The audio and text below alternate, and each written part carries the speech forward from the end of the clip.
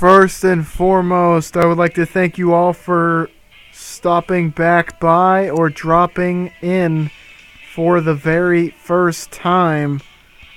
Your eyes do not deceive you. Tonight's pay-per-view is none other than the biggest party of the summer. It is SummerSlam. And look, I've got to say, again, thanks for viewing. Thanks for giving the channel a chance. I appreciate all the likes, all the subscribes, all the comments. Without further ado, let's get right into the action for tonight, as we have a pretty stacked card, if I do say so myself. Got 13 segments and 2 pre-show matches, and let's jump right into the pre-show as Cactus Jack takes on the Ultimate Warrior. Warrior puts on a very good performance, or at least a good performance, solid performance. Cactus, he's getting thrown into action. He just recently had a gimmick change, a name change. We're starting to see Cactus for the first time, as opposed to Mick Foley. Warrior, he's getting his wins. We just need to see more popularity. His in-ring stats are definitely not top tier. But regardless, he's got star quality, and we could potentially utilize him in the future, without a doubt. So he gets big win here. Cactus gets some much needed publicity.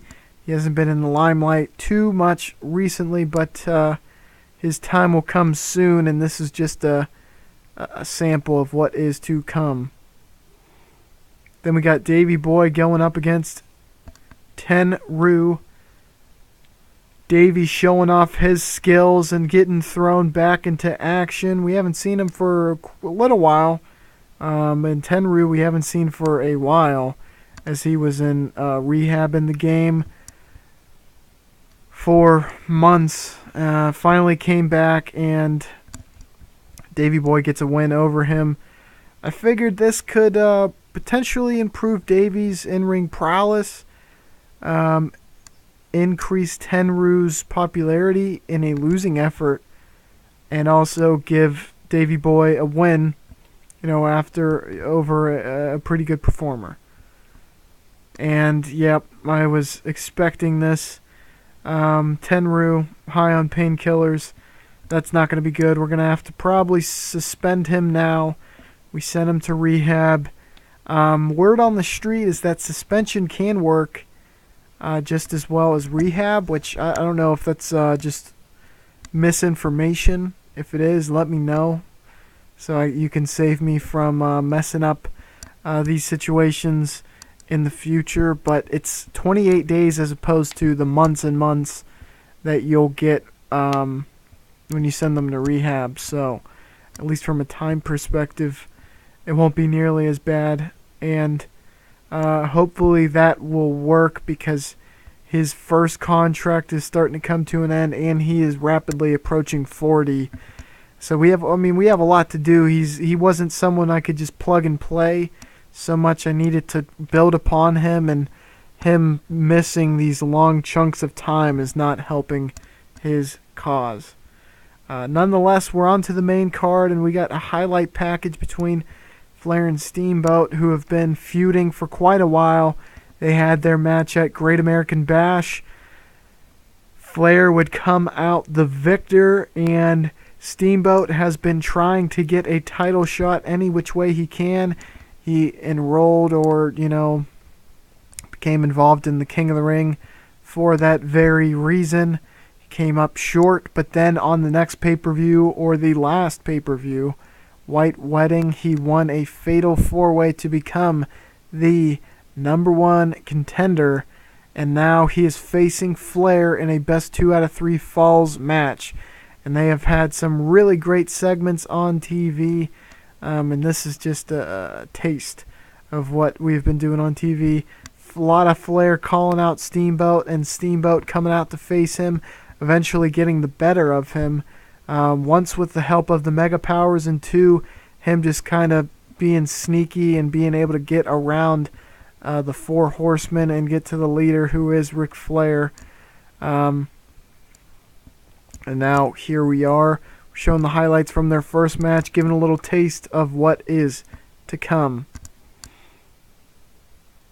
Then we got Kong and Canoh going up against each other. This is a WrestleMania rematch, and it ends in a draw. This match I had a little bit higher expectations for. Truth be told, 60 is on the low end of what I had expected.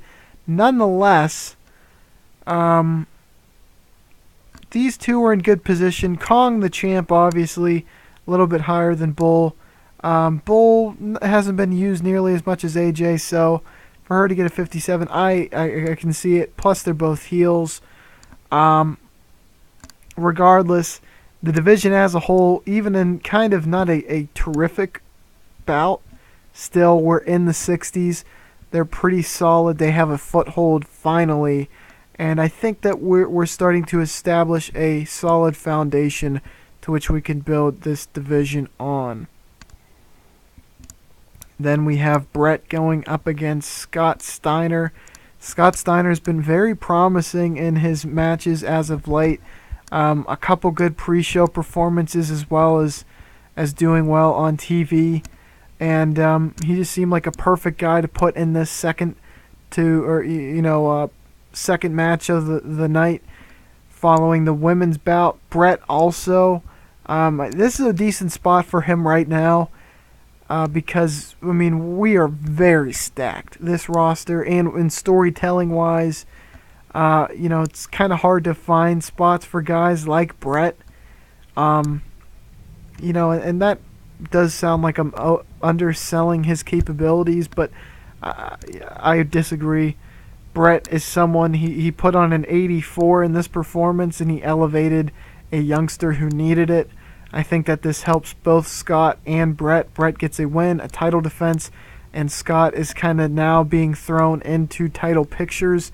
And he very quickly made the jump from mid-carder to upper mid-carder, which is, if you guys have been watching this series, you know that guys like Warrior, it took a very long time, and he's doing better than the Warrior now. He had a much more rapid ascension, so his future, I think, is going to be very bright, to say the least. And Brett, I just want to solidify him before we really strap the rocket to him. Both of these guys are definitely, they got world champion written on them. It's just a matter of it being their time, so to speak. And here we have a MegaPowers promo. The White Wedding, which was a wedding that was supposed to be between Savage and Liz, was broken up by the Brainbusters and Barry Windham, 3/4 of the Four Horsemen. For what reason, we don't know why. But the MegaPowers are looking to gain redemption, retribution, and revenge on the Brainbusters by taking their titles. However, the Cowboys from Hell won a number 1 contendership match. It was a 3v3. Masawa and the Road Warriors versus Vader and the Cowboys from Hell. The $1 Million Inc. Minions, so to speak, or associates, for a better term, won that bout, and it gave the Cowboys from Hell a tag title shot. Vader also was awarded a place in the number 1 contenders bout. So we are left with a tag team triple threat, and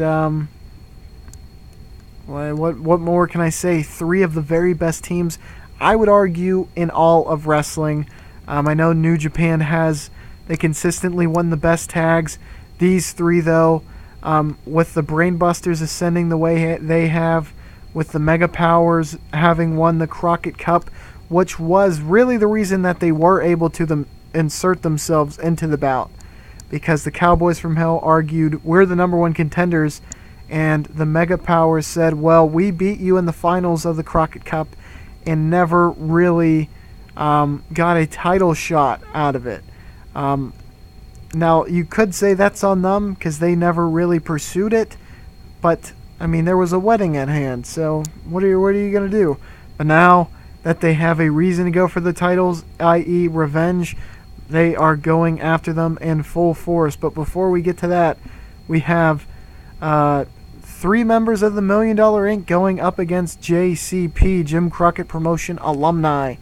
DiBiase has a bone to pick with the members of the JCP, and now he is utilizing the new tag team extension of $1 Million Incorporated, Death and Taxes, The Undertaker and Erwin R. Shyster IRS. Quite the neat name, I believe. DiBiase has worked with Taker and IRS in the past, and now he has fully utilized them to pick up the victory over the JCP alumni. It was about that had great wrestling, decent reaction. DiBiase, Taker, IRS defeat the living legend Larry Zbyszko, Magnum TA, and Brad Renegans as Taker defeats Larry by pinfall with a handful of tights. They say IRS is the weak link. 58.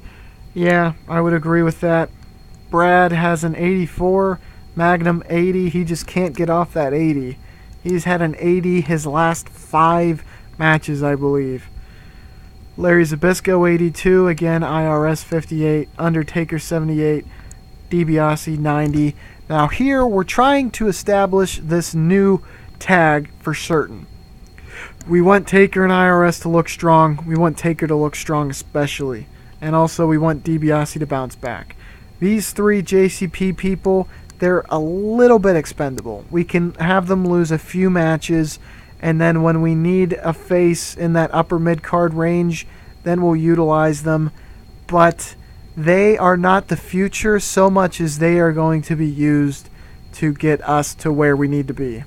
That's all I'm going to say about that. Also, as far as the motivation for this 3v3, wasn't so much thrown together just to get that outcome that we wanted. Kind of the motivation I was thinking, DiBiase has had problems with the JCP people in the past. His true motivation for this is he came from the territories to the WWF, made something of himself, won a WWF championship, and now he sees people coming in and threatening to do the very same thing he did, and he doesn't like it. He wants to beat them up and expel them from the federation in which he has made home. And now we are walking right into our tag bout, a 99 bout, and I was very much expecting a great outcome, and it delivered. It was a bout that had sensational wrestling, fantastic heat. The Cowboys from Hell defeat the MegaPowers and the Brainbusters. Brainbusters first, and then the MegaPowers. So now, what looked like it might be a blow-off match, you guys should know better by now. It was more of a launch point. We get new tag champions, the Cowboys from Hell, and the MegaPowers are kind of frustrated in getting that payback they so desired. Hanson 92, Bruiser 100, Savage 96, Hogan 100, Blanchard 98, Arn 93. So here, I mean, we get new tag titles, so now the Brainbusters are likely going to be chasing the Cowboys from Hell to get those tag titles back. Meanwhile, the MegaPowers still really haven't got revenge on the Brainbusters, and the Cowboys from Hell, well, they're 1-1 with the MegaPowers, so perhaps they're going to try to prove themselves against them, or maybe they're just going to try to dip, dodge, and dodge. That's 3 dodges now. Can't remember the original line. That's from Dodgeball, in case you missed it. But anyways, maybe they're just going to try to retain those titles any way they can. Who knows? But certainly there's a lot more story to tell. Probably even more story to tell than what we came in with. And that's what we like. The storyline has a lot of branching paths in which we can take to continue to tell some compelling story. And while we were talking about just finding a way to retain the title, well, now we're talking about the IC title, and that's just what Harley Race had been doing with his title in the meantime. And these three men are laying claim to that IC title here at SummerSlam in Foxborough Stadium. Harley has had 4 defenses, and I say that in quotation marks because he only has 1 victory in an IC title bout. Yet he says, I have the title, therefore I am the champion. Kind of a little take on I think, therefore I am. Little high-level stuff there from Harley. Then we got Dusty, who said, look, I might have won lost our last bout against one another, but I have a winning record against you. I beat you twice, you beat me once, therefore I want another shot. Jake is 1-0 against Harley, so he thinks his claim is even stronger than Dusty's, and yet Vince McMahon announced that it would be a triple threat. So Harley somewhat punished in cheating and kind of snaking his way out of these title bouts, and now he is suffering the repercussions, all the while kind of hurting the odds of Dusty and Roberts at the same time. But I'm sure they are game for this bout and a shot at the title, for which they say is theirs, and a very good bout, an exceptional match. We have Dusty take the title home, and his situation eerily reminiscent of Harley's. Harley 46, Dusty 43, and I just felt like I had to pull the trigger sooner or later for Dusty, so I could really, leave his fingerprints on this save. I wish I could have got him earlier. Then I could have taken my time, but I kind of had to rush it just to really put his name in the record books. So we give him the IC title here at SummerSlam. Nay, he earned it. He had a good 3-match rivalry with Harley Race. Jake inserted himself. He comes up short. Truth be told, behind the scenes, a little breaking of kayfabe here. I had Jake etched in to win this bout and made a very last-second change to give it to Dusty for the very reason I mentioned prior. Jake, I think what I had planned for him prior, I'm not sure what I'm going to do with him exactly. I definitely have plans for him, but timing-wise, I'm not sure how or when I'm going to pull them off. So in the meantime, I'll have to figure out something to do with Jake. I certainly had planned to have an IC title run with him, but we went with Dusty. We're putting his name in the history books, and Jake and Harley get to go home empty-handed. Great performances all around. Dusty 91, Jake 94. Obviously, that was part of the reason why I wanted to give him the title. He was coming in pretty hot. Harley 91 as well. And then we move on to a promo for the number 1 contendership bout. Misawa, the fighting champion, former IC champion, one of the best performers,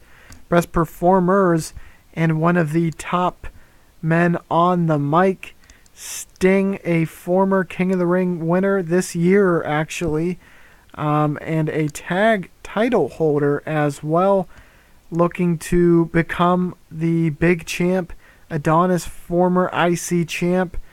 Vader, former King of the Ring and tag title holder. So we have 4 people who are in very similar positions in their career, albeit Adonis is the eldest amongst them, but 3 youngsters, and Adonis, pretty young himself, but further along in his career, all looking to take that next step, but they will have to go through 3 other competitors to get there.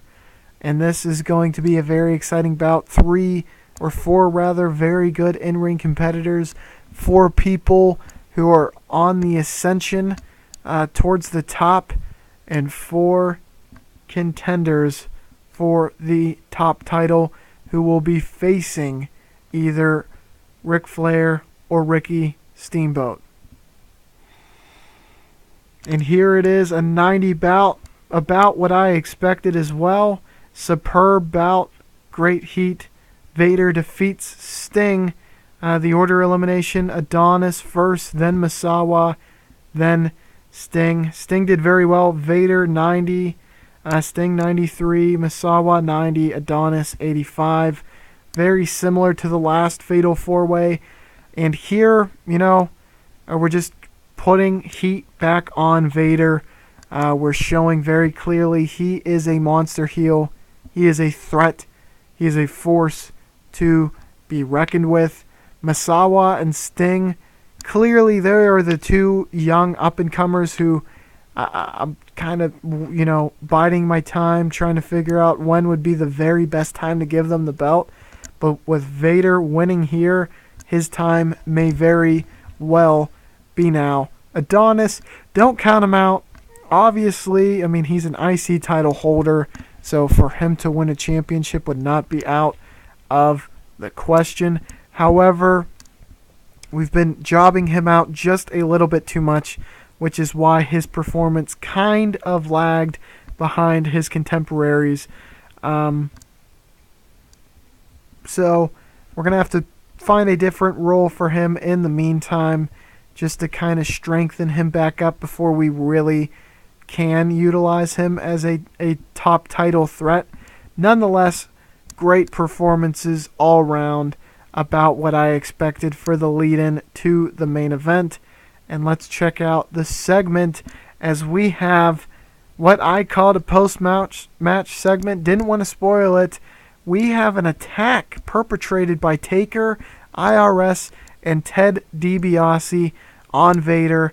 Absolutely no clue what's going on here. You're going to have to stay tuned. Check out the next pay-per-view. See what the heck is going on here. Vader gets attacked, yet he is the number one contender for the title. Will he be able to challenge for the title?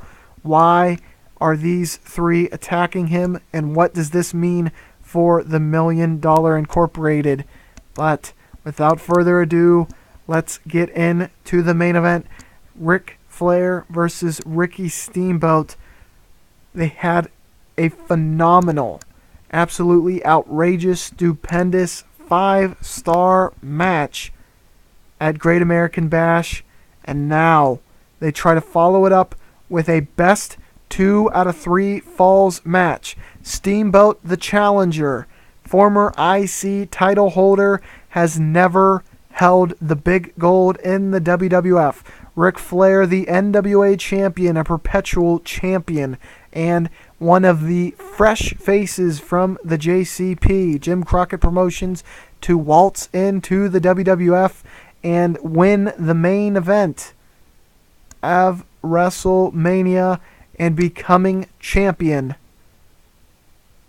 right off the bat, within months, within the first year of his reign here at the WWF. Flair has demeaned, he has diminished, he has put down the Dragon, yet the Dragon continues to stay steadfast and unwavering in the face of the Nature Boy. The Dragon has scratched and clawed to get back in position to face Flair for a rematch, and it pays off, as we have a bout with sensational wrestling and fantastic heat. Steamboat defeats Flair in 30 minutes and 4 seconds by 2 straight falls, with the final fall happening by a fast count pinfall by Jim Corderas. Ricky Steamboat wins the NWA Championship and the WWF title. This bout has great or pretty good chemistry. Steamboat 95, Flair 100. Folks, we've been building towards this one for quite a while, and Flair finally gets that monkey off his back. He becomes a WWF champion, and this is a catharsis that I've been waiting for quite some time, ladies and gentlemen. Steamboat is one of those top baby faces who has yet to win the big one, who I've been waiting to give the big one, but never quite felt like the story necessitated it until now. Flair started a rivalry that became increasingly personal. He diminished, demeaned, and tried to push down Steamboat, someone for which he was jealous, someone for which he envied. He knew the minute he stepped foot in the ring with Steamboat, he was much more than what he let on with the mic. He might have put him down with his words, but his actions spoke volumes. He tried to dodge Steamboat. He tried to put barriers between himself and Steamboat. He tried to beat down Steamboat. Yet, it didn't matter. The champion's journey for Steamboat is now complete. But this is merely the beginning of his journey, as now we get to see his title reign take shape. And he will likely be taking on Vader at the next pay-per-view, or at least that is what was scheduled. But who knows after that attack from the $1 Million Inc. Again, a tremendous bout and a great end to a great pay-per-view. One of the best SummerSlams we have had. And obviously, Flair is going to be looking for a rematch somewhere down the line after having lost to Steamboat. And now we go to the post-match segment. It was a celebration that was ended abruptly upon the information that Steamboat saw footage back that the final fall was that of a fast count. In the heat of the moment, he didn't realize it, but after seeing replay, he agreed that Flair was gypped out of the title bout, for lack of a better term, and Steamboat announces that he will see Flair down the line and give him his rematch for his rematch clause because of that kind of screwy finish, for lack of a better term. So we end on kind of a question mark instead of an exclamation point. Never, all things considered, Steamboat's still the champ, but he is a babyface champ, true babyface. So he's trying to stay true to himself and the fans, and announces that he will be seeing Flair down the line. All in all, I felt like we told some very good stories here and capped it off great. Obviously, the tag, all the title bouts had very strong stories going into them, and this Flair and Steamboat story is really starting to get interesting. And I know for certain that we got some juice moving forward. That's about all I'm going to say about that. Folks, let me know your thoughts on this one for sure. 97 rating for the show. That's absolutely awesome. Right at this promo, starting from the tag bout, actually, we really start to pick up steam, stay hot, and really never lose any of that steam. Man, it was a great night. No doubt about it. Let me know what your thoughts. I like reading some of the comments, so feel free to comment whatever. I'll try to get back to you again. I'm definitely stoked on this pay-per-view and looking forward to moving forward with the next pay-per-view. Again, be sure to like and subscribe. Comment, and I will get back to you, and I will catch you on the flippity floop.